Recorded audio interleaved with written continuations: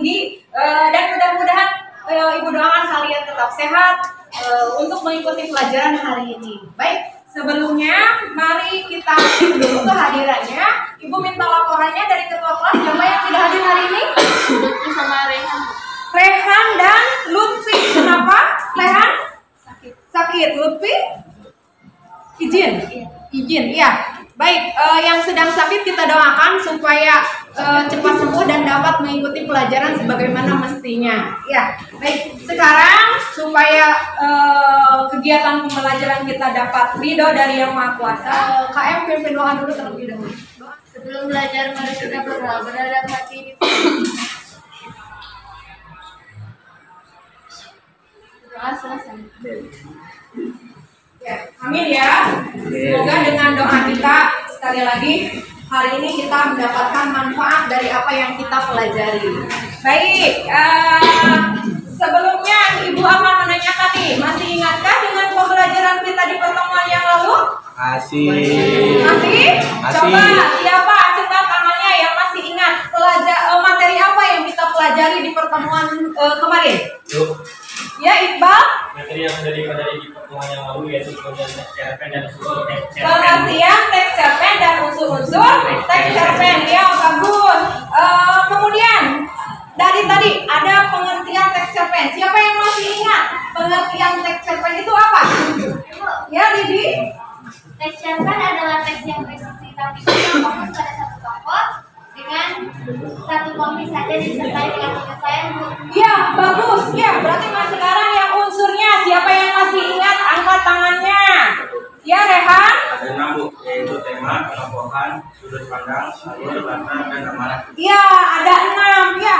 Ada kalian lebih termotivasi lagi, Ibu akan menayangkan video motivasi. Silahkan kalian simak baik-baik ya. Lalu ambil hikmahnya untuk kalian pelajari dan amalkan. Batu di tengah jalan.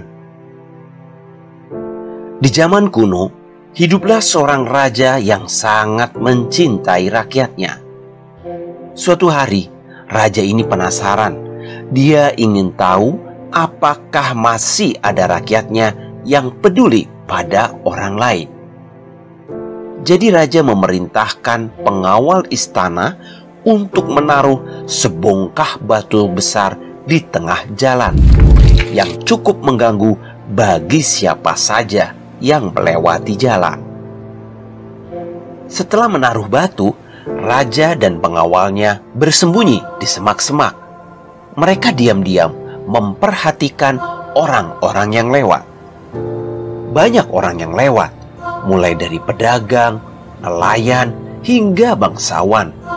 Namun, tidak ada satupun yang mau memindahkan batu tersebut. Kebanyakan lewat sambil marah-marah, mengeluh, atau menyalahkan raja karena tidak mengurus jalanan dengan baik. Kemudian ada seorang petani yang sedang membawa sayuran melewati jalan tersebut. Saat melihat batu besar di tengah jalan, dia berpikir bahwa batu itu pasti akan mengganggu semua orang yang menggunakan jalan tersebut. Jadi dia meletakkan sayurnya dan kemudian dengan susah payah mendorong batu tersebut ke pinggir jalan. Bagaimana? Adakah yang memotivasi kalian dari tayangan tersebut? Ada ya, tadi lakukanlah kebaikan selagi ada kesempatan ya. Jadi karena kebaikan yang kalian lakukan nanti akan kembali pada diri kalian sendiri. Baik, kita fokus lagi ke pertemuan kita kali ini. Sebelumnya Ibu akan tayangkan terlebih dahulu kompetensi dasar dan tujuan apa saja yang ingin dicapai dalam pembelajaran. Pembelajaran kali ini, kompetensi dasar yang Ibu ambil adalah kompetensi dasar 3.6, yaitu menelaah struktur dan aspek kebahasaan cerita pendek yang dibaca atau didengar. Nah, sedangkan untuk indikator pencapaian kompetensinya 3.6.1 menganalisis struktur teks cerpen. Kemudian 3.6.2 menganalisis aspek kebahasaan cerita pendek yang dibaca atau didengar. Tujuan pembelajaran Melalui kegiatan pembelajaran menggunakan model problem based learning atau PBL yang dipadukan dengan metode ceramah, diskusi tanya jawab dan penugasan, peserta didik diharapkan mampu yang pertama menganalisis struktur teks cerpen dengan tepat, yang kedua menganalisis aspek kebahasaan cerita pendek yang dibaca atau didengar dengan tepat. Jadi dua tujuan utama kita hari ini ya, selain menganalisis struktur teks cerpen juga menganalisis kaidah kebahasaan teks cerpen. Itu tujuan kita dan semoga tercapai sampai akhir pembelajaran ya. Mari selanjutnya, Ibu sebelum panjang lebar, Ibu ingin tanya dulu nih sebagai pemantik keingintahuan kalian. Kira-kira manfaat apa nih ketika kita membaca cerpen? Siapa yang mau mengungkapkan? Ya, ini apa manfaatnya? Memberikan pelajaran tentang kehidupan. Ya, memberikan pelajaran tentang kehidupan. Di sana banyak cerita inspirasi ya. Misalnya ketika kalian membaca cerpen, ambil peristiwa atau kejadian atau karakter baiknya dapat kalian tiru dalam kehidupan sehari-hari. Dan kalau ada perbuatan buruk atau sifat-sifat buruk, buang ya, jangan diikuti. Selain itu, apa manfaat membaca cerpen? Ayo, selain ini tadi sudah mengungkapkan ya, highlight ya, apa manfaatnya? Apa? Menjadi hiburan, Ibu. Menjadi hiburan ya, apalagi ketika dibaca waktu luang ya, menjadi hiburan. Silahkan kalian alihkan, jangan melulu melihat handphone atau gadget ya. Coba waktu luang kalian gunakan untuk membaca cerpen. Ada lagi yang bisa menyebutkan manfaat dari membaca cerpen? Saya Ya, Anin, apa manfaatnya? meninggalkan kesan yang mendalam, Bu. Ya, apa seperti Seperti perasaan sedih, marah, dan bahagia. beri tepuk tangan terlebih dahulu bagi tadi yang baik. Sekarang kita masuk ke bagian inti pembelajaran kita ya. Kalian bawa buku paketnya? Disiapkan di depan di atas meja kalian. Ibu akan menunjukkan contoh teks cerpen ya. Silakan kalian buka halaman 53 ya. Di sana ada contoh teks cerpen berjudul Pohon Keramat karya Yus R. Ismail. Ayo, semuanya sudah ada buku paketnya, dibaca. Ibu ambil contoh teksnya dari buku tersebut. Jika kalian membacanya dengan tepat, nanti Ibu akan mengarahkan kalian untuk menemukan struktur dan kaidah kebahasaannya. Ayo, Ibu beri waktu sekitar 20 menit. Kalian baca baik-baik cerpen tersebut. Siap? Siap. Silakan baca dengan cermat.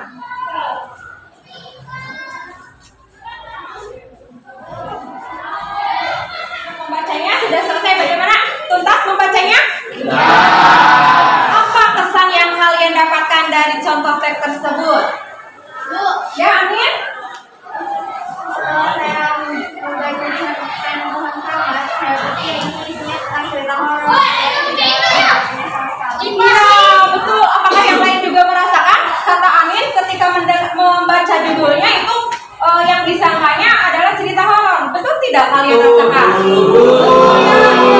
Sama ini halnya dengan Ibu juga ya, ketika Pohon Keramat. Wah, ini pasti ceritanya horor. Ternyata si penulisnya membuat kita ini ya, berpikiran yang lain. Kesan yang lain yang kalian dapatkan? Lintang punya kesan? Ya, apa kesannya? Saya penasaran sama utamanya siapa. Ya, baik, itu mungkin kesan. Ibu hanya memberi kesempatan dua yang menyampaikan kesannya. Pasti kalian punya kesan tersendiri dari membaca cerpen tersebut. Ya, baik. Sekarang untuk nanti kalian menggali struktur dan kaidah, Ibu akan menayangkan dulu materinya. Ya, penjelasan dari Ibu, simak baik-baik. Kalian perhatikan supaya paham dan nanti bisa menemukan struktur dan kaidah kebahasaan dari teks yang tadi kalian baca. Nah, ini struktur cerpen cerita pendek. Ya, ada 4 bagian.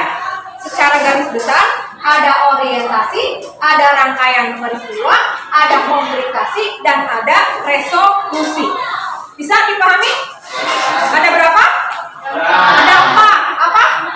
Orientasi, rangkaian peristiwa, komunikasi, dan resolusi. Baik, Ibu sedikit jelaskan dari masing-masing strukturnya. Yang pertama ada orientasi. Ya, pernah mendengar kata orientasi?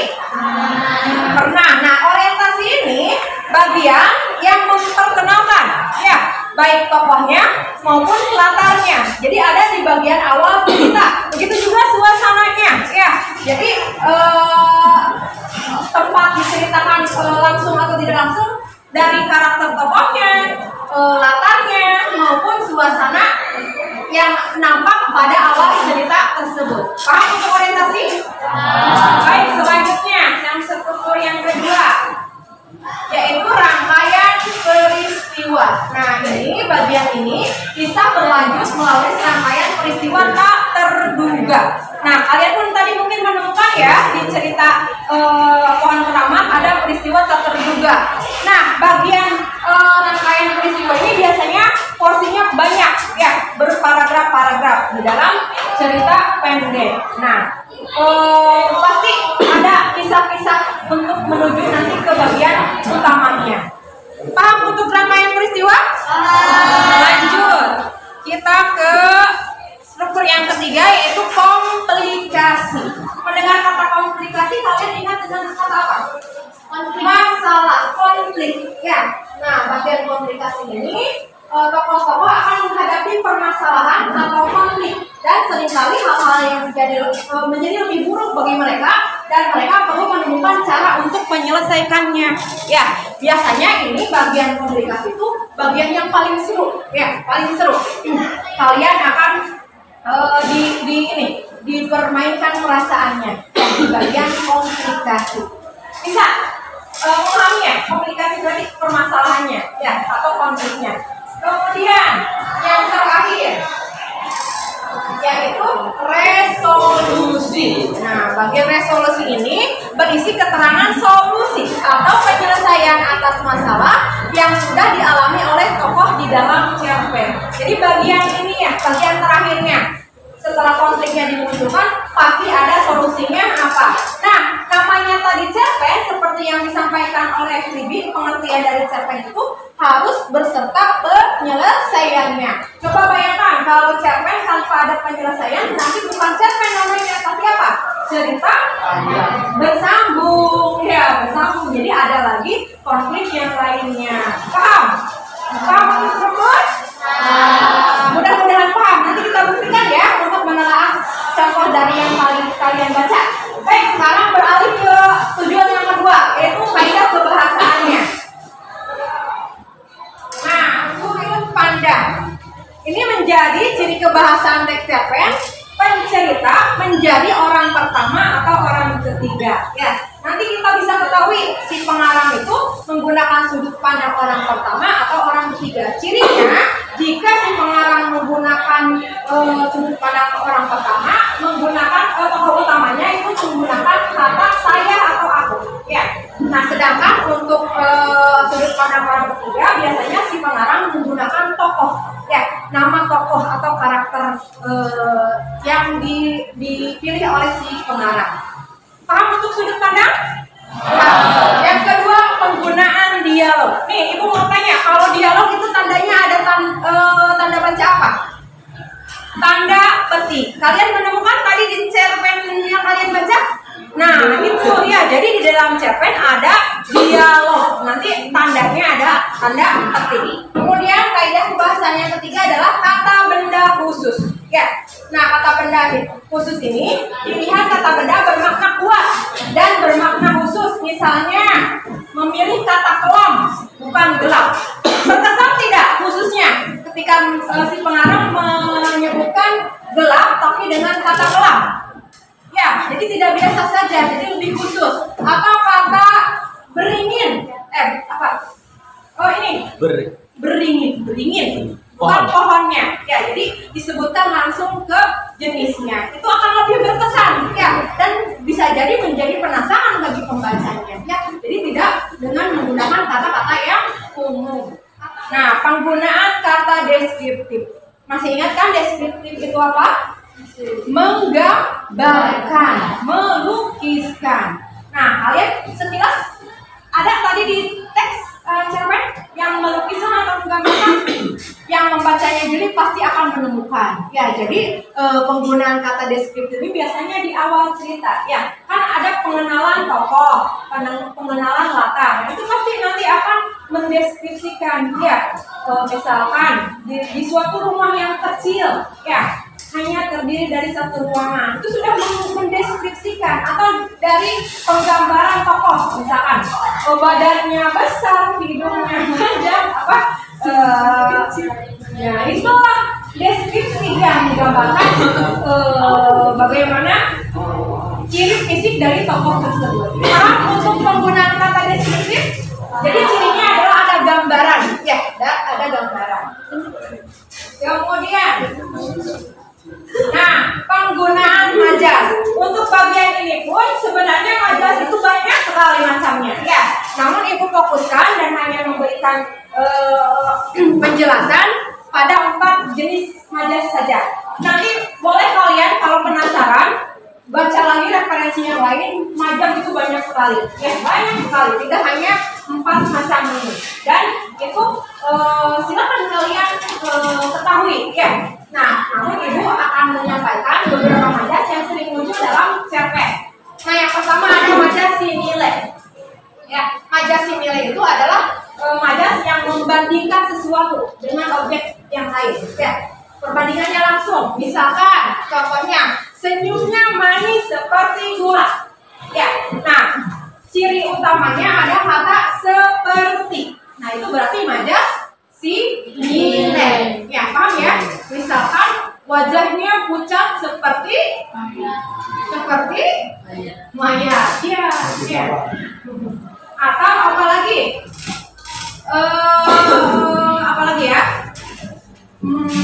Rumahnya mewah seperti istana. Nah, itu simile. Ya, jadi ada membandingkan dengan objek yang lain. Kemudian majas yang kedua adalah majas metafora. Nah, ini perbandingan tidak langsung. Ya, kalau tadi simile langsung, kalau yang metafora tidak langsung. Jadi tidak katanya itu langsung diperbanding dengan objek yang samanya. Contoh, dia memiliki hati batu. Nah, jadi hati batu itu artinya apa? Keras, tidak mau mendengar, tidak mau menalar. Nah, itu metafora. Jadi jangan sampai tertukar nanti antara simile dan metafora. Ya, kalau yang simile itu langsung perbandingannya. Nah, kalau yang metafora harus berpikir lagi apa makna yang sebenarnya. Ya, gitu. Kemudian yang ketiga, majas personifikasi. Nah, ini sering muncul menjadi digunakan dalam cerpen. Personifikasi itu ini menyebutkan benda mati seolah-olah seperti makhluk hidup. Ya, contohnya pensil itu menari di atas kertas. Nah, mungkinkah kalau dalam hal yang sebenarnya pensil menari di atas kertas? Tidak. Ya, sebenarnya menari itu dilakukan oleh manusia. Tapi kalau menggunakan majas personifikasi, benda mati itu seolah-olah melakukan seperti halnya manusia. Nanti mungkin kalian menemukan di contoh teks yang tadi kalian baca. Yang keempat, majas hiperbola, yaitu melebih-lebihkan sesuatu. Ya, contohnya suaranya mengguncang dunia. Benarkah misalkan ada seseorang yang berteriak atau bernyanyi, dunianya berguncang? Tidak. Ini hanya saking apanya suaranya, saking Gedenya. kerasnya, ya, saking baik untuk meyakinkan pemahaman kalian dari struktur dan kaidah kebahasaannya. Buka kembali tadi teks cerpennya, temukan mana bagian strukturnya, ya, dari mulai orientasi, rangkaian peristiwa, komunikasi sampai ke resolusi. Nanti siapa yang sudah menemukannya boleh angkat tangan. Begitu juga untuk kaidah kebahasaannya, temukan dari contoh teks yang kalian baca menggunakan sudut pandang apa, apakah ada penggunaan dialognya dan tunjukkan kalimatnya, kemudian apakah ada kata benda khususnya, apakah menggunakan kata deskriptif, atau yang terakhir penggunaan majasnya ada tidak atau muncul tidak di teks cerpen yang tadi kalian baca. Saya beri kesempatan angkat tangan yang sudah menemukan strukturnya saja. Ada bagus struktur orientasinya, ya, yang diawali pertama apa? Bu, bagian orientasi ada kalimat. Di sebelah barat kampung ada gunung yang tidak begitu besar. Disebut gunung barangkali tidak tepat karena areanya terlalu kecil. Lebih tepatnya disebut bukit, tapi penduduk kampung sejak dulu sampai sekarang titik-titik dan seterusnya. Ya, betul, Rado. Ada di paragraf 1 dan 2. Setuju tidak yang lain? Orientasinya, ya seperti yang tadi Ibu jelaskan ya, orientasi biasanya ada di awal, itu memperkenalkan latar. Berarti ini latar apa? Tempat ya, di sebelah barat. Nah, di si penulis mengenalkan tempat dari cerita yang akan disampaikan. Baik, yang struktur yang kedua setelah orientasi yaitu rangkaian peristiwa. Siapa yang sudah menemukannya? Ya, Layung, boleh yang keras suaranya ya supaya yang lain mendengar. Rangkaian peristiwa dimulai dari paragraf 3, Bu. Ya, dari kalimat mana? Saat pendudukan Belanda di kampung saya ada seorang tokoh yang melawan Belanda yang berjuang sendiri tanpa pasukan. Orang tersebut bernama Daya Sakti, Kang Hasim, dan seterusnya sampai paragraf. Tiba-tiba saya merasa bahwa hal seperti ini bukan merupakan bagian dari kampung saya. Ya, panjang ya. Di bagian contoh teksnya ini porsinya sangat panjang. Tadi bagus, Layung disingkat saja ya, bla bla bla bla, karena Ibu yakin kalian pun sudah membacanya. Ya, setuju tidak apa yang dikatakan Layung? Setuju. Ya, rangkaian peristiwanya dari yang dibacakan tadi Layung dari saat pendudukan Belanda sampai terakhir yang dibacakan. Baik, sekarang yang komplikasi. Siapa yang menemukan? Ya, Revina, bagian mana? Komplikasinya dimulai dari paragraf kekeringan di musim kemarau dan banjir-banjir kecil di musim hujan tidak asing. Sebentar, bisa lebih keras suaranya supaya yang lain bisa mendengar. Tapi para penduduk tidak menyerah. Alam harus ditaklukkan. Kipas angin dan kulkas menjadi kebutuhan di musim kemarau. Bendungan-bendungan kecil dibangun untuk menanggulangi musim hujan. Tiba-tiba saya merasa bahwa persahabatan dengan alam menghilang dari kamus kampung saya. Perlawanan terhadap alam itu berakhir ketika sampai pada kalimat saya sedang duduk di atap rumah ketika bantuan kurungan perahu itu tiba. Ya, bagus Revina. Ya, jadi bagian permasalahannya atau komplikasinya seperti yang disampaikan tadi oleh Revina. Ya, jadi dari mulai paragraf kekeringan di musim kemarau dan banjir-banjir kecil di musim hujan tidak asing. Itu sudah ada permasalahan di sana. Ya. Baik, terakhir nih bagian strukturnya untuk resolusi. Maaf, siapa yang sudah menemukannya? Ya, Abi apa penyelesaiannya atau resolusinya? Bu, resolusinya ada di bagian akhir cerita, di Ya. bagian akhir kalimat. Saya hanya bisa mencatat peristiwa-peristiwa seperti itu tanpa mengerti apa yang terjadi di dan seterusnya. Ya, ada di bagian paragraf akhir ya. Seperti yang tadi Ibu sampaikan, resolusi ada di bagian akhir cerita. Ya, sudah yang lain yang tidak angkat tangan bisa menunjukkan strukturnya? Bisa ya. Tadi terwakili oleh teman-teman yang sudah berani mengajukan tangannya. Baik, sekarang untuk kaidah kebahasaannya, ayo siapa yang sudah menemukan? Untuk sudut pandang nih, siapa yang mau mencoba? Ya, boleh Wisnu. Orang pertama, Bu. Orang pertama, kenapa? Karena tokoh utamanya adalah saya. Iya, tokoh utamanya adalah saya. Seperti tadi Ibu jelaskan ya, jika pengarang menggunakan tokohnya saya atau aku, berarti sudut pandang orang ke satu atau sudut pandang orang pertama. Baik, kaidah yang kedua, penggunaan dialog. Apakah nampak di teks tersebut siapa yang sudah menemukannya? Saya, Bu. Kaila, Bu. Silakan. Mana? Ada kalimat saat ini adalah waktunya untuk membangun demi kemajuan dan kita tidak akan pernah bisa maju bila masih takut dengan hal-hal yang tidak masuk akal. Begitu diantaranya kata-kata yang bisa diucapkan para penggerak pembangunan. Saat ini saat sulit. Kata kakek ketika malamnya saya menanyakan kepada kakek menyetujui pembukaan sebagian gunung Beser. Ya, bagus. Nur Azizah hanya memberikan dua contoh ya. Sebenarnya itu masih banyak. Ibu yakin kalian pun menemukannya. Dialog-dialog yang muncul dari teks tersebut sudah benar. Karena ada apa? Kenapa memilih kalimat tersebut? Ada tanda apa? Tanda petik. Petik ya, ada tanda kutip di sana. Itu sudah jelas sekali bahwa kalimat tersebut merupakan penggunaan dialog. Yang selanjutnya kata benda khusus. Siapa yang sudah menemukan? Ya, coba siapa? Siapa?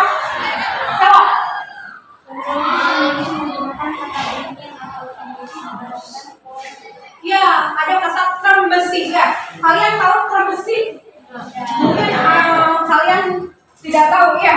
Ya, sejenis pohon ya. Jadi bagus sekali si pengarang nih. Jadi penasaran kan kalian juga apa sih trembesinya?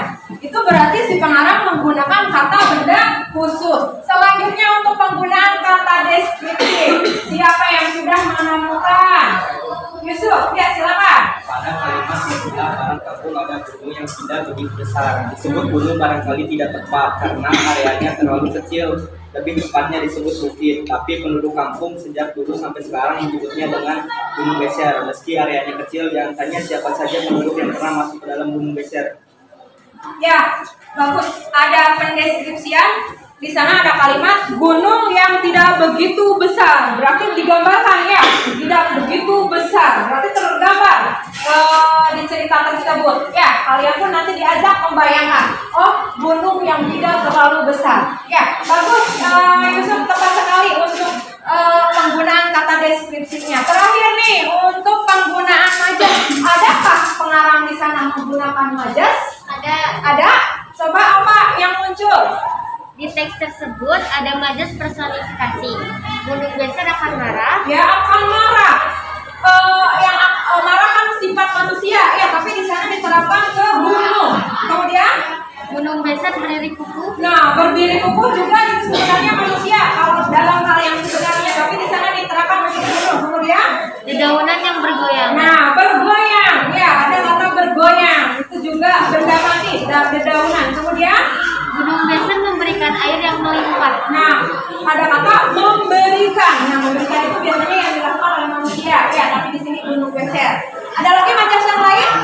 Ada majas hiperbola yaitu gunung beser bercahaya siang dan malam. Iya, gunung beser bercahaya siang dan malam. Mungkinkah itu ini terang benderang? Ya, tidak. Ya, mungkin hanya sebagian beberapa saat saja. Tapi di sana si pengarang menyebutkan bercahaya siang malam.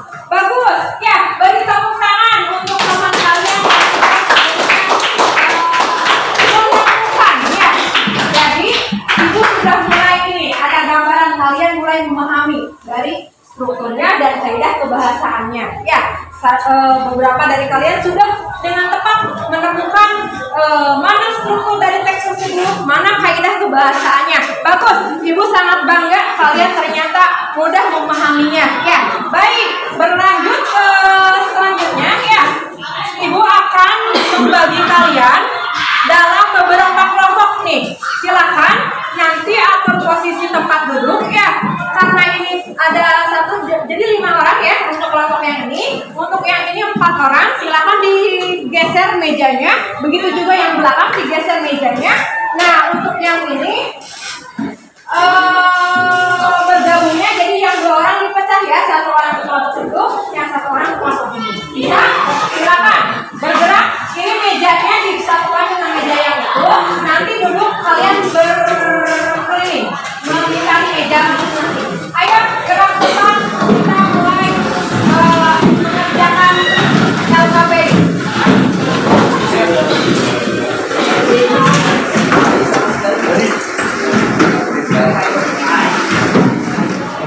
Baik, sudah terbentuk ya masing-masing kelompoknya. Ibu akan membagikan LKPD-nya.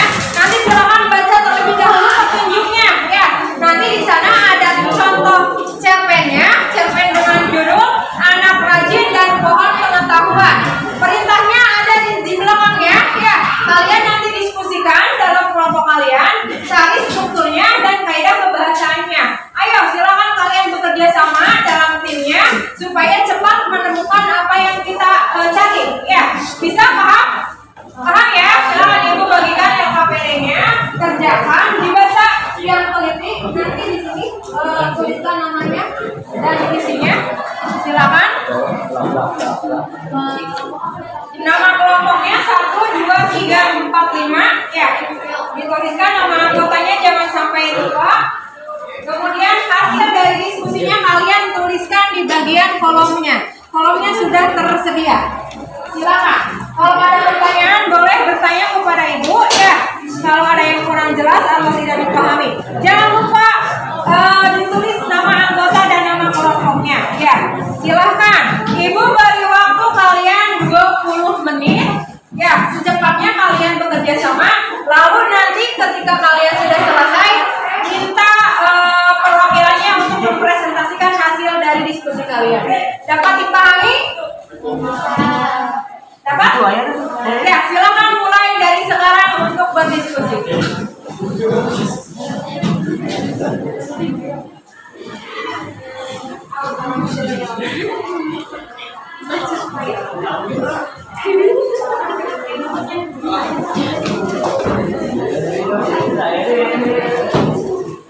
Ya, silakan dibaca teksnya, ya, teksnya dibaca.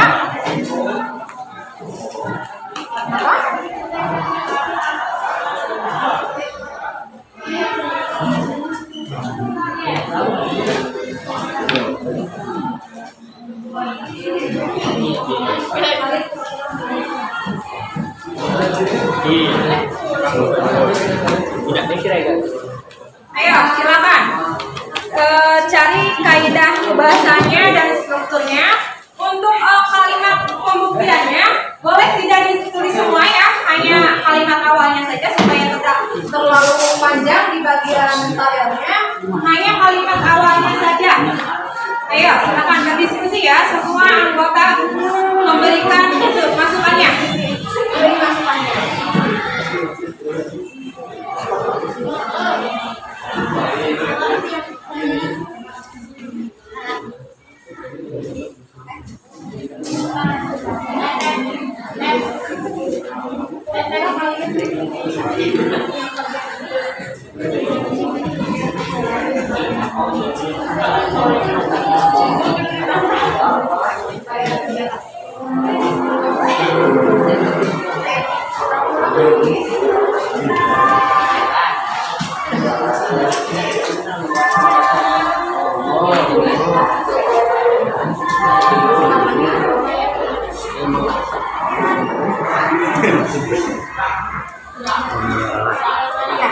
Silakan yang jeli ya, terutama yang bagian majas nih, kalian harus bisa menemukannya.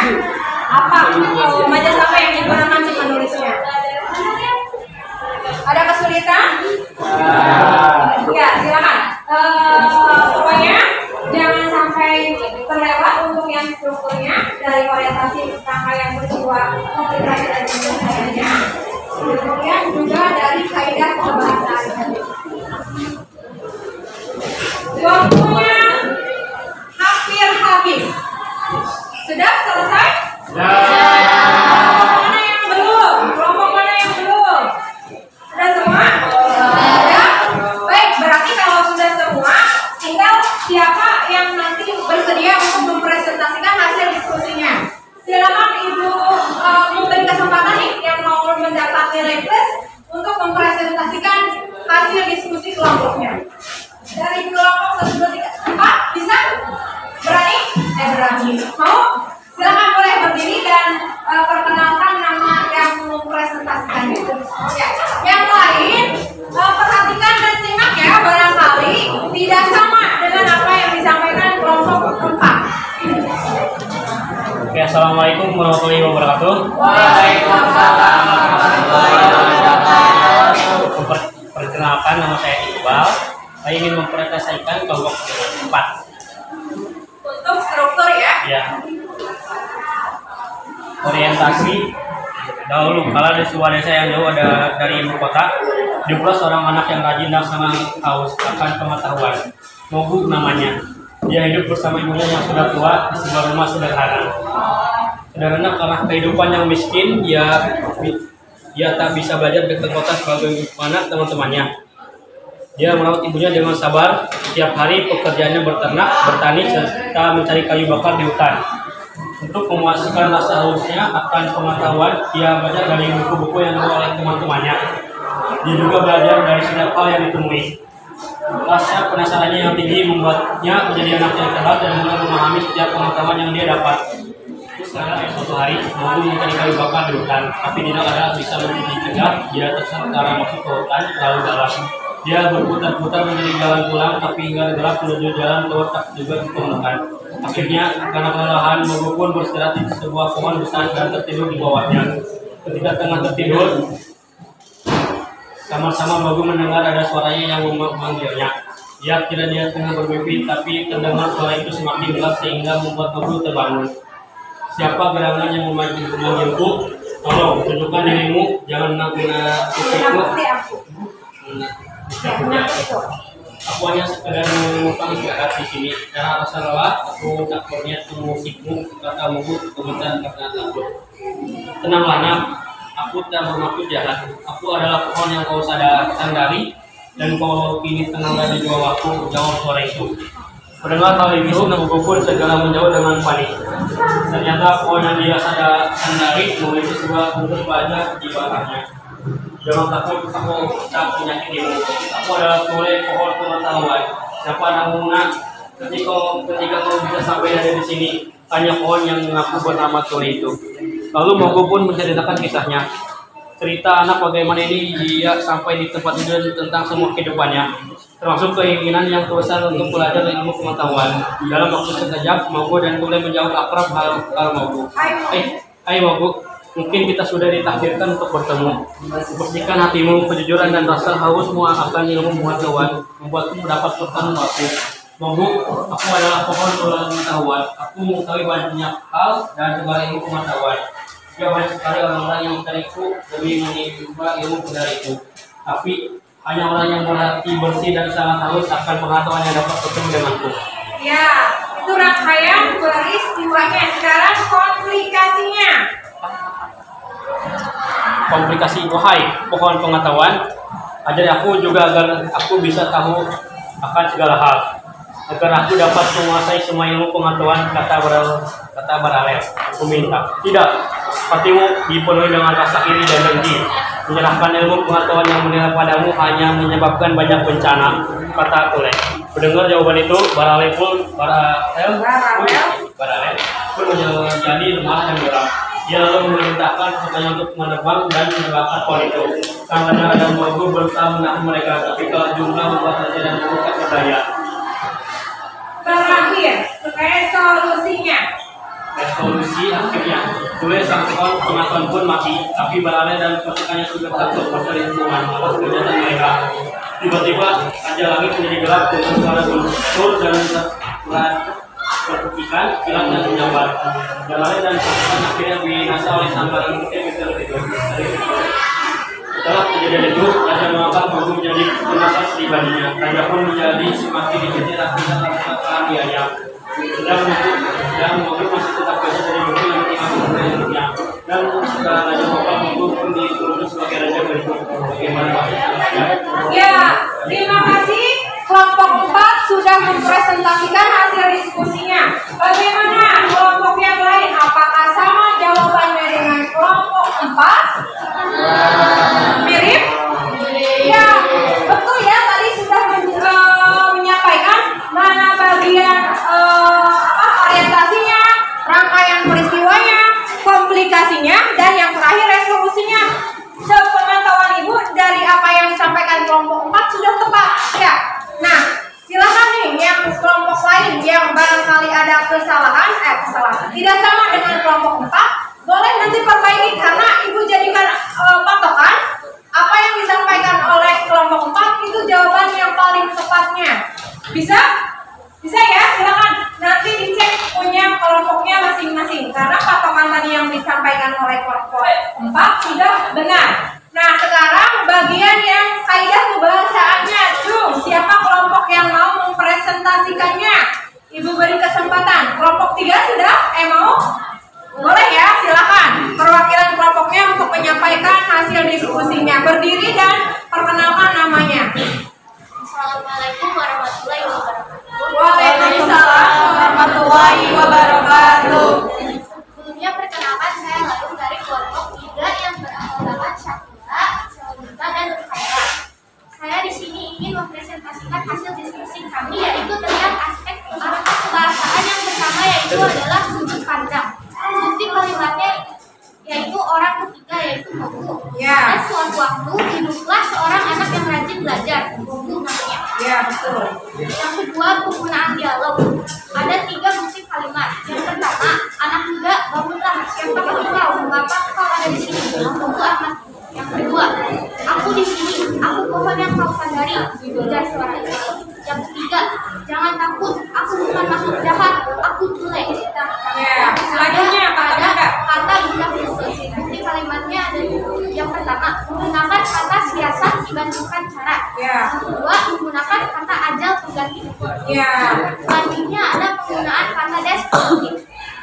Bukti kalimatnya, usianya 7 tahun. Sehari-hari ia berladang, juga mencari kayu bakar di hutan. Hidupnya sebatang kara. Mogu amat rajin membaca. Ya. Dan yang terakhir ada penggunaan majas. Yang pertama ada majas metafora, itu tidak bisa, kamu tak punya hati yang bersih. Yang kedua majas bola, yaitu Mogu berhasil lulus dengan peringkat terbaik sepanjang abad. Yang ketiga majas personifikasi, yaitu dengarkanlah suara hati rakyat. Ya, beri tepuk tangan untuk kelompok 3 yang sudah ya, semuanya sudah disampaikan tadi. Coba lihat pekerjaan kelompok yang lain. Kelompok 3 tadi menyampaikan untuk sudut pandangnya itu sudut pandang orang ketiga. Setuju? Setuju. Ya, buktinya apa? Ada tokohnya siapa namanya? Mogu. Nah, si pengarang berarti memunculkan nama tokoh. Ya, Mogu berarti sudut pandangnya orang ketiga. Kemudian penggunaan dialognya. Ya, sudah tepatkah tadi disebutkan anak muda bangunlah. Siapa engkau? Mengapa kau ada di sini? Mogu amat bingung. Itu salah satunya ya, karena sudah jelas ada tanda petiknya di sana. Ya, dan masih banyak lagi untuk penggunaan dialognya. Ibu tadi hanya mengambil sekilas dari contoh yang disampaikan kelompok 3. Kemudian untuk kata benda khususnya, tadi katanya ada kata siasat. Ya, coba siasat. Misi penulis ini menggunakan kata siasat untuk mengganti dari kata apa? Cara. Ya, cara. Kalau umumnya itu cara. Tapi si pengarang menggunakan kata siasat. Kemudian juga ada kata ajal. Ya, ajal itu mengganti dari kata umur.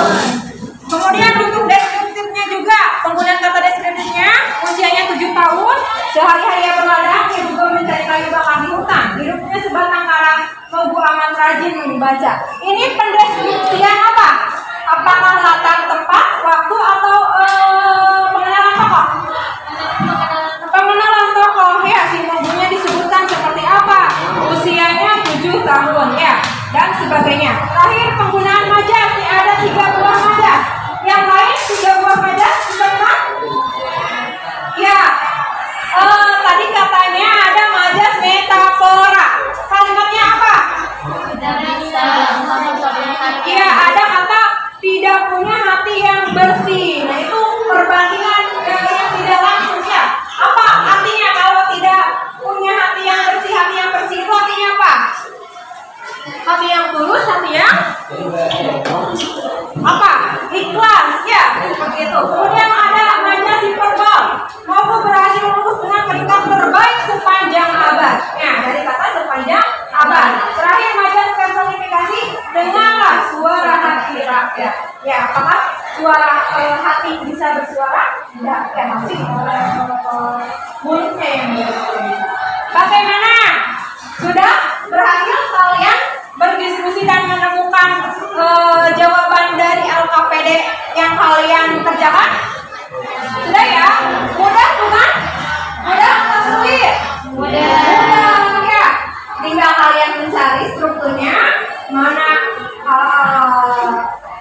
orientasinya, rangkaian peristiwa, komplikasi dan resolusinya. Berikut kaidah kebahasaannya.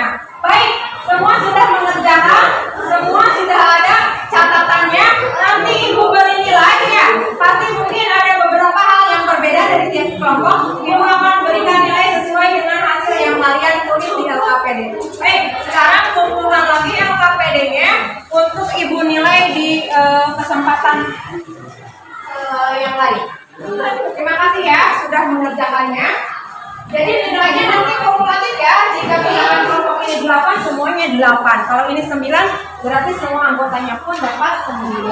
Ya, sekarang ubah lagi posisinya, ya ubah lagi seperti sedia kala. Kalian lagi menghadap lagi ke depan semuanya. Ibu, silakan. Sekarang kita sampai pada kesimpulan. Ya, Ibu ingin kalian ada yang menyimpulkan hasil pembelajaran kita kali ini. Siapa yang bersedia untuk menyampaikan kesimpulan dari pembelajaran hari ini? Ayo, siapa yang mau berani? Saya, Bu. Ajija, boleh. Apa kesimpulan pembelajaran kita hari ini? Kesimpulan pembelajaran kita hari ini adalah struktur teks cerpen itu terdiri dari orientasi. Pada bagian ini segala hal yang berkaitan dengan tokoh dan latar diperkenalkan. Ya. Latar yang terdiri atas latar, waktu, suasana, dan tempat. Ya. Rangkaian peristiwa. Pada bagian ini kisah berlanjut melalui serangkaian peristiwa tak terduga.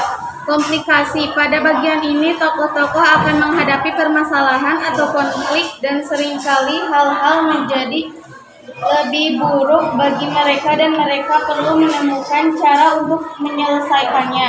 Resolusi. Bagian ini berisi keterangan solusi atau penyelesaian atas masalah yang sudah dialami tokoh. Ya, bagus. Ajija sudah menyimpulkan tadi ya kaidah struktur dari teks cerpen. Satu lagi nih yang mau menyimpulkan dari hasil pembelajaran kita kali ini. Siapa? Boleh ini. Apa kesimpulannya? Kaidah pembahasan teks cerpen terdiri dari 1. Sudut pandang, 2. Penggunaan dialog, 3. Kata benda khusus, 4. Penggunaan kata deskriptif, 5. Penggunaan majas. Ya, bagus. Ya, tadi sudah ada teman kalian yang menyimpulkan hasil dari pembelajaran kita hari ini. Baik nih, tadi kan kalian sudah berdiskusi berarti bekerja secara kelompok. Sekarang Ibu akan melakukan evaluasi dengan melakukan post test. Ya, Ibu punya soal yang harus kalian kerjakan individu. Sifatnya individu, kalian kerjakan masing-masing. Ibu beri waktu hanya 10 menit saja. Kalian kerjakan dengan cepat dan hasilnya nanti akan Ibu nilai. Ya, Ibu berikan soalnya, kerjakan, jangan sampai ada yang bekerja sama. Ini sifatnya individu. Ya, silakan dikerjakan dan tutup bukunya ya, tutup bukunya, tidak lagi melihat catatan atau buku paketnya. Jadi ini benar-benar mengukur kemampuan secara individu kalian. Waktunya habis, tidak ada kesempatan lagi untuk menjawabnya. Waktunya habis. Ya, impresi pembelajaran kita hari ini. Boleh nanti catat jawabannya di buku catatan kalian masing-masing. Ya, jujur, tidak berbohong, tidak mengada-ngada. Pertanyaan dari refleksinya. Nah, apakah kalian senang dengan pembelajaran hari ini? Boleh ya, jujur kalian tulis di buku catatannya. Kemudian, apakah kalian sudah paham dengan pembelajaran materi hari ini? Kemudian, materi apa saja yang kalian anggap sulit untuk memahaminya? Dan terakhir, materi apa yang paling kalian kuasai pada pembelajaran hari ini? 4 pertanyaan ini saja. Silakan jawab dan tulis di buku catatan hari ini. Nah, sekarang ada tugas nih untuk dipersiapkan nanti di rumah. Ya, perhatikan nih tugasnya, jangan sampai ada yang lupa atau tidak mengerjakannya. Carilah sebuah teks cerpen dengan judul bebas, kemudian telah struktur dan kaidah kebahasaan teks tersebut. Untuk pertemuan berikutnya ya, silakan nanti kalian siapkan mulai pada keterampilan menulis. Ya, silakan munculkan ide-idenya bagaimana menulis cerpen dari pengalaman kalian sendiri. Baik ya, untuk menutup perjumpaan kita kali ini, Ibu mohon untuk ketua kelas untuk memimpin doa penutup bersama-sama. Pulang, mari kita berdoa. Berdoa dan hati dimulai.